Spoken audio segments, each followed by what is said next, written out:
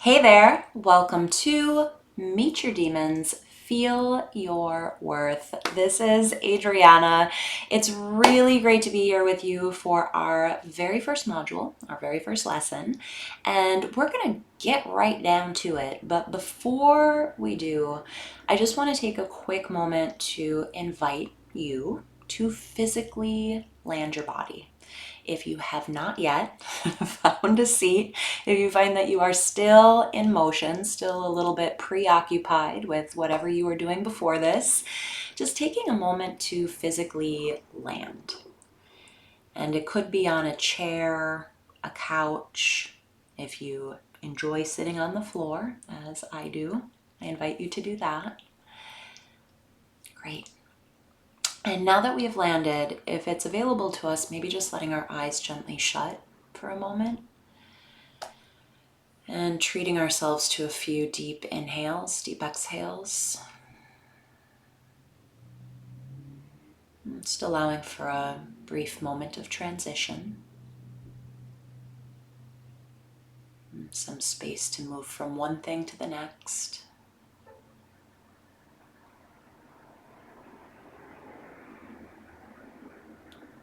And then allowing our eyes to gently open. Coming back into this space together. Great. All right. So here we are, module number 1. Super excited to kick this off with a working hypothesis. So right off the bat here, I want to introduce a working hypothesis, a working theory that's going to be the theory that underscores all of the work that we do together over the next 4 weeks, which is this: that you, my friend, are inherently worthy, that you are basically sane, complete, and enough just the way that you are. And just by virtue of being human, that just by virtue of being human, you have this irreducible dignity and enoughness that cannot be added to through accomplishments or acquisitions. It cannot be subtracted from with our perceived failures. That this worth, this dignity, this enoughness is inherent to who you are as a human being. And I'm going to take this theory one step further, that it is inherent to every single living being, that every single living being has this inherent dignity, this inherent okayness, just by virtue of being what it is.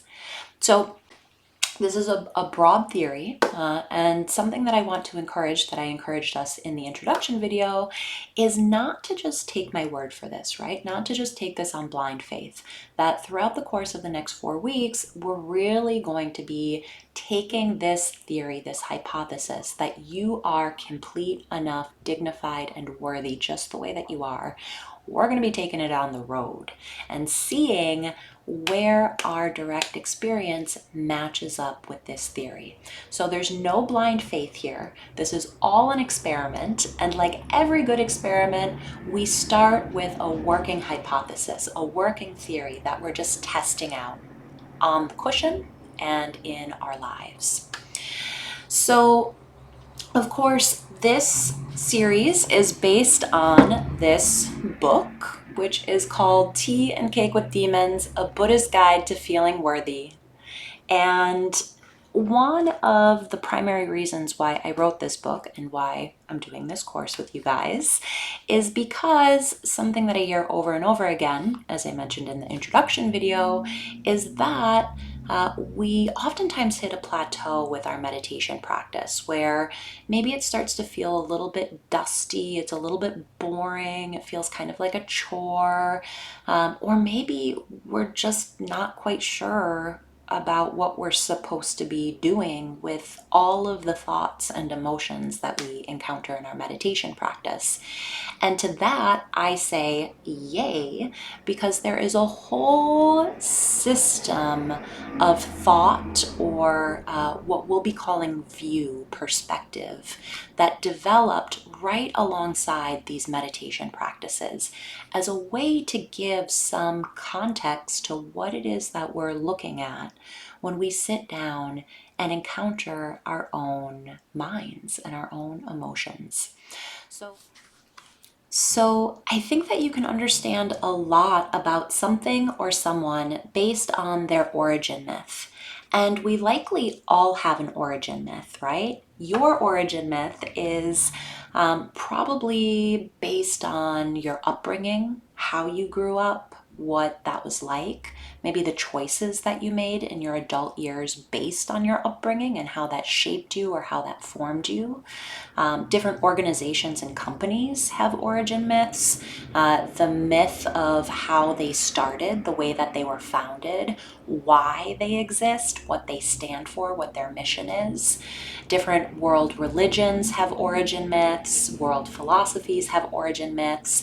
And the origin myth is a way of communicating the baseline or the bedrock. This is who we are, and this is what we stand for. So the Buddhist origin myth is not the beginning of the teachings by any stretch of the imagination, but it does a really wonderful job of communicating something that is foundational to these practices. And the origin myth goes like this, abbreviated version. Once upon a time, there was a prince who grew up with all of the luxuries in the world. In fact, he lived such a privileged, exclusive existence that it wasn't until his 29th birthday that he left the palace walls and was introduced to four things, the four sights. The very first thing he was introduced to is a man who was doubled over, crippled with age. And he asked his attendant, what is wrong with this person? He had never seen age before. He had never been introduced to the human condition of aging. The second thing that this young prince saw is a person who was racked with disease, was sick, was ailing, and he turned to his attendant and said, what is this? What's wrong with this person? Because he had never been introduced to the human condition of disease, sickness, illness. The third sight, the third thing that he saw is a corpse, is somebody who had recently died, was being carried out of the village. And he turned to his attendant, and as you can imagine, he said, what is this? He had never been introduced to the human condition of death and dying. And the fourth sight, it said that he saw, is a monk, a wandering ascetic, a holy man. And when he asked, what is this? His attendant said, oh, that's a person who has committed themselves to understanding and working with human suffering. So it said that the next thing our young prince did is leave the palace walls, shave his head, take on robes, and commit himself to understanding the human condition, understanding human suffering and the alleviation of human suffering. So like anybody on a path, a spiritual journey, he went and he studied with a number of different teachers. He took on a number of different teachings. He tried all of these different teachings out. He found that he was kind of outgrowing teachers at a rapid pace. And he finally came to a point where he said, you know what? I've tried everything. I have committed myself to the aesthetic path where I'm self-flagellating my body, I'm depriving myself of things in the name of spirituality, I'm hurting myself to get closer to the truth. I've tried excess. I lived as a prince. I had all of the luxuries in the world. Neither of those two things worked. So I'm going to sit here underneath this Bodhi tree until I understand the nature of the human condition, until I understand the nature of suffering. And he sat under the Bodhi tree, it said, for 40 days. And so it said that on the eve of his awakening, the eve of his enlightenment, our young prince was visited by a demon. And the demon was Mara, who is the big baddie in Buddhist mythology. And Mara is oftentimes described as being the Lord of delusion or the Lord of confusion. So any of our deluded, confused thoughts, Mara. We got Mara here. So Mara came with an invitation for our young prince. He said, meditation's pretty boring, isn't it? Don't you want to come have fun, hang out? Let's go do some crazy things. And he brought his daughters with him, his beautiful daughters, who were trying to coax the prince off of the meditation cushion. Come dance with us, hang out with us. And our young prince kept his seat on the meditation cushion and resisted the urge of desire, resisted the urge to leave his mission behind in order to go hang out with these beautiful, dancing, fun daughters.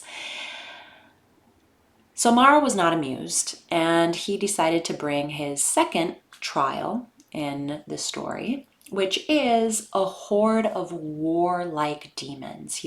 He brought all of his demon horde, and they were shooting arrows and getting in the prince's face. I'm paraphrasing here, but it said that they were incredibly aggressive and warlike, these demons, and they tried to terrify the prince out of his mission to awaken.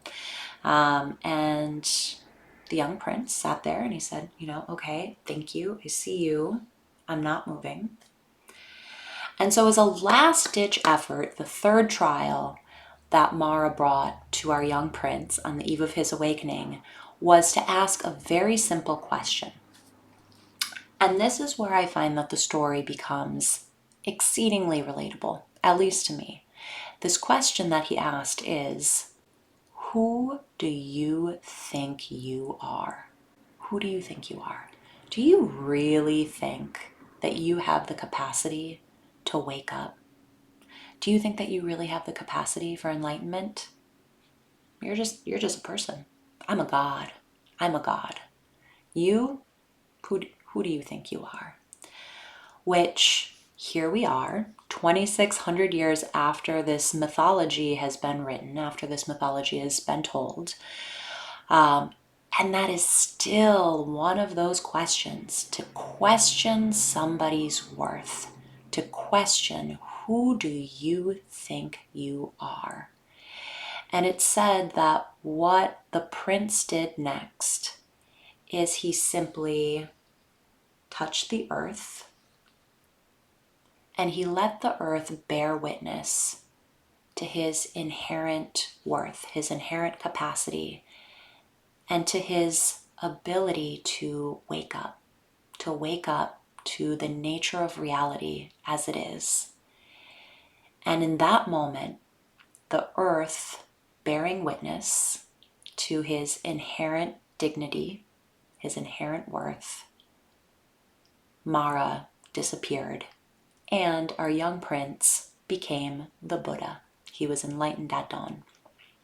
And the Buddha, when we translate in Sanskrit, Pali, really just translates out as the one who has awakened. So the story of the prince becoming the awakened one, the Buddha, is a story of him allowing the earth to bear witness to his inherent okayness. And I think as far as origin stories go, this communicates a lot about our meditation practice and the baseline of where we're starting. We're starting with this basic assumption that we are inherently whole, inherently dignified, inherently worthy, with the earth as our witness. There's nothing that we have to prove here.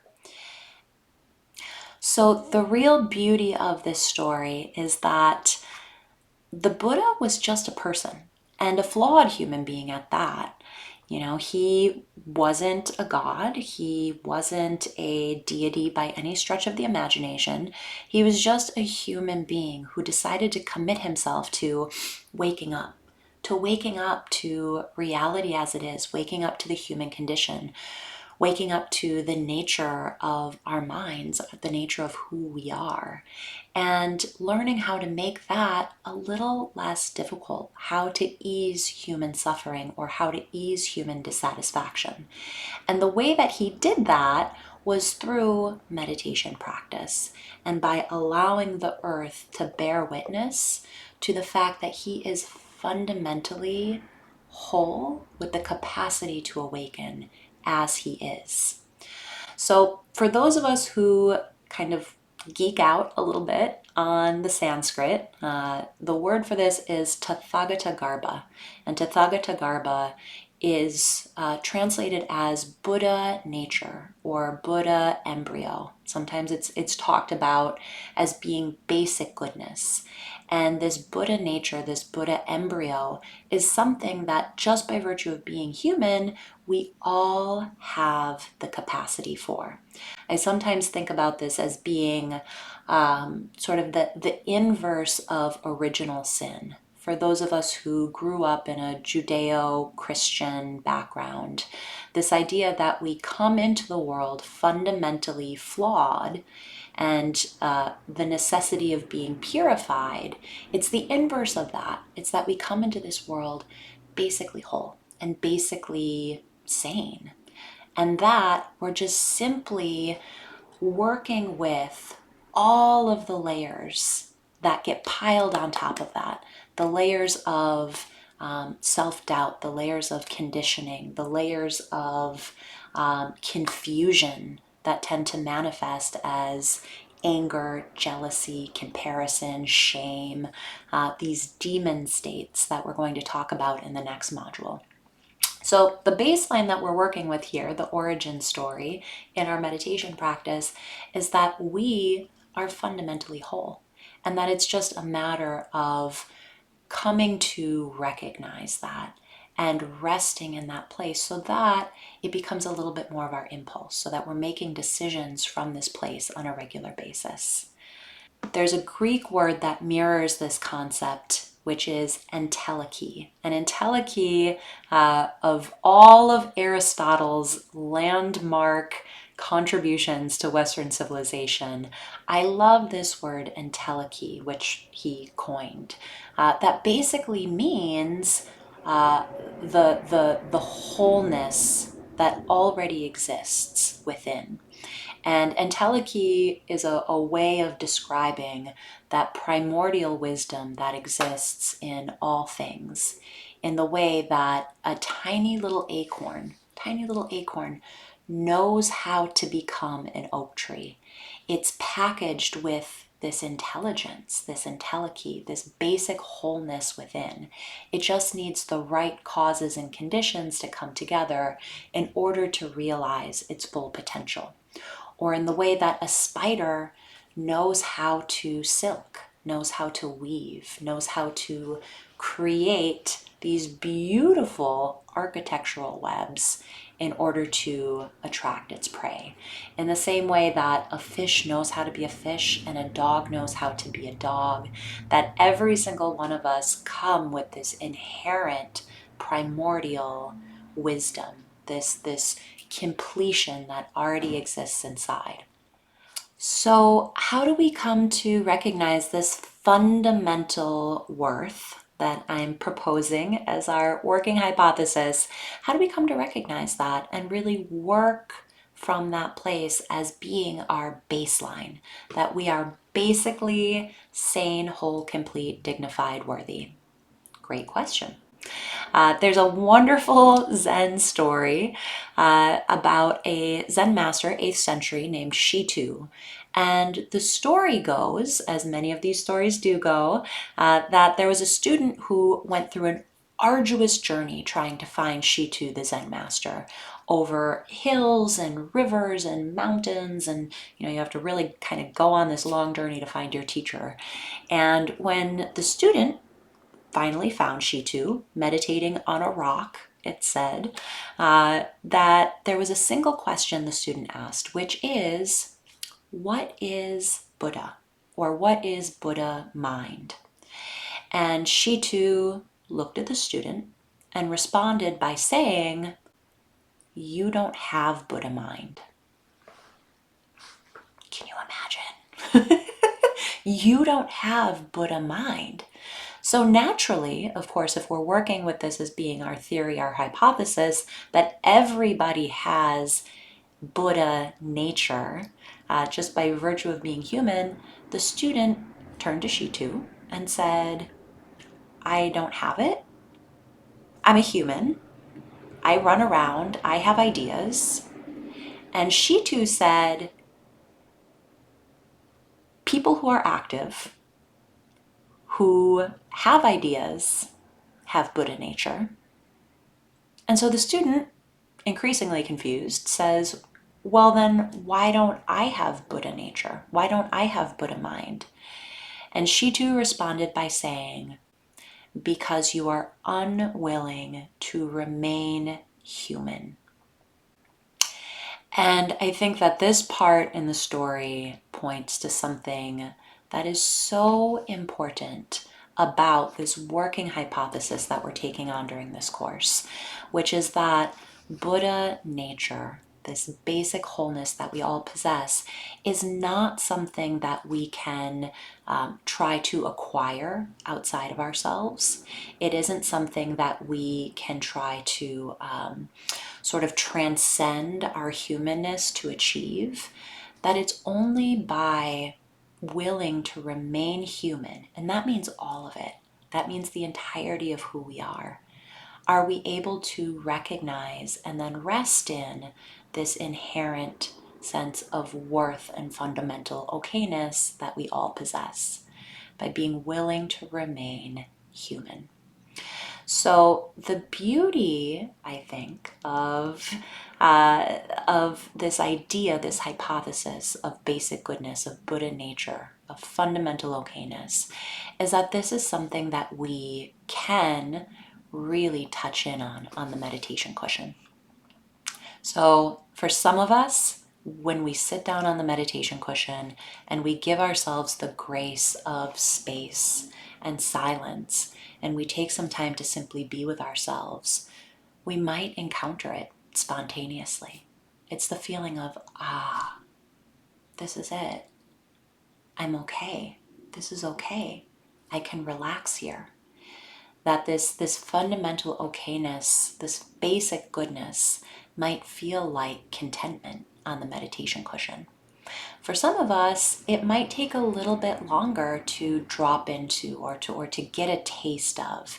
And frequently that's because there's a lot of kind of mind clutter that is concealing our basic okayness. For some of us, we sit down on the meditation cushion and we are confronted by the entirety of our humanness. Lots of thoughts, lots of emotions, maybe some things that we are tussling with a little bit, especially if there's anything in particular you're avoiding the moment that we sit down on the meditation cushion. All of that tends to come up. So we're going to be moving into the next lesson, which is talking about everything that tends to conceal our basic okayness, or this experience of our basic okayness, both on the meditation cushion and off the meditation cushion.